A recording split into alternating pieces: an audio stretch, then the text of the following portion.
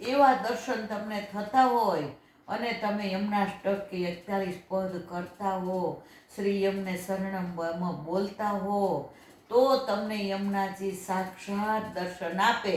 બાકી તમે યમુના કિનારે જઈને પણ જો તમે લૌકિક વાતો કે લૌકિક તમારી અંદર આવે હોય તો અમને આ સિદ્ધિ મળે નહીં. તો યમુનાજી કહે છે કે તું પ્રભુ તરફનો ભાવ લઈને મારી પાસે આવ, તો હું તે ચતુર્પ્રિયા તરીકે તને ભગવત શુદ્ધિ કરાવ્યા વિના રહીશ નહીં.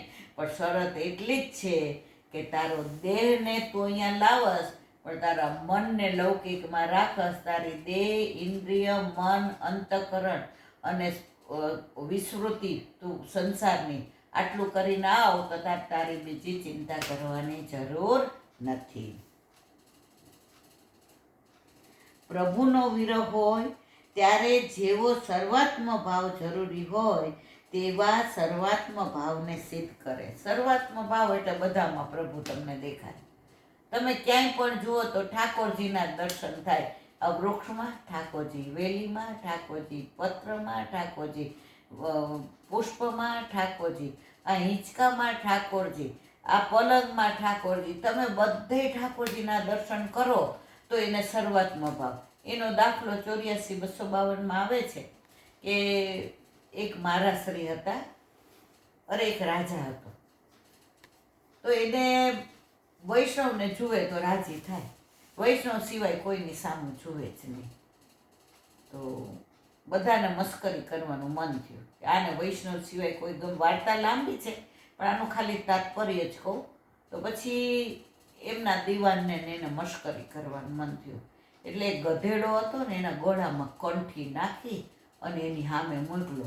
તો ગધેડાને ગળામાં કંઠી જોઈને તો એ વૈષ્ણવ માનીને એને ભેટી પડ્યા. ને તો પેલા એ જે ગધેડાને કંઠી પહેરાવી હતી એને એમાં ઠાકોરજીના દર્શન થયા. ત્યારે એને એમ થયું કે આવી મશ્કરી કરતા જો મને ઠાકોરજીના દર્શન થતા હોય તો રાજાની જેમ સાક્ષાત હું બ્રહ્મ સંબંધ લઈને સેવા પહોંચું તો પ્રભુ મારા ઉપર કેટલી કૃપા કરે. તો આપણને જો સર્વાત્મ ભાવ આવી જાય પછી ન આજે કોઈ ગુસ્સો કરે તો આપણને એમ થાય કે ના આ તો મારા પ્રભુ એની અંદર બિરાજે છે. કોઈ ગાળ દે તો આપણે એમ થાય ના આ તો મારા પ્રભુ એની અંદર બિરાજે.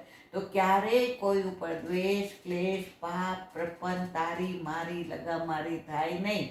તો યમુનાજી આપણને સર્વાત્મ ભાવની સિદ્ધિ કરાવે છે.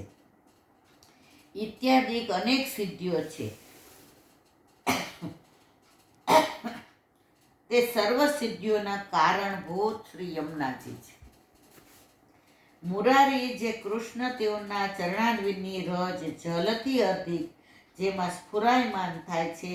પ્રભુના ઘણા નામો છે, તેમાં મુરારી નામ લખવાનો અભિપ્રાય એવો છે કે જેમ ભૌમાસુરે 16,000 રાજકન્યાઓને રોકી હતી, તેમાં તેઓને ભગવાનની પ્રાપ્તિ થવામાં પ્રતિબંધરૂપ જલનો દોષાત્મક મૂર દૈત્ય હતો, તેને મારીને ભગવાને સર્વનો અંગીકાર કર્યો. તે રીતે પ્રભુની પ્રાપ્તિમાં પ્રતિબંધરૂપ જે દોષ છે તેને મિટાવીને પ્રભુ આ ભક્તોનો અંગીકાર કરે જ છે. 16,000 જે કન્યાઓ હતી એને ભૌમાસુરે રોકી રાખી હતી અને મૂર નામનો રાક્ષસ એને પ્રભુને મળવાની અંદર પ્રતિબંધ કરતો હતો.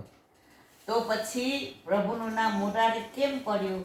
ઠાકોરજીએ મૂર નામના રાક્ષસને મારી અને એ 16,000નો અંગીકાર કર્યો.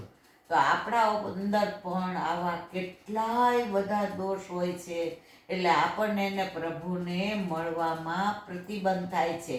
તો આ પ્રતિબંધ કોણ દૂર કરી શકે?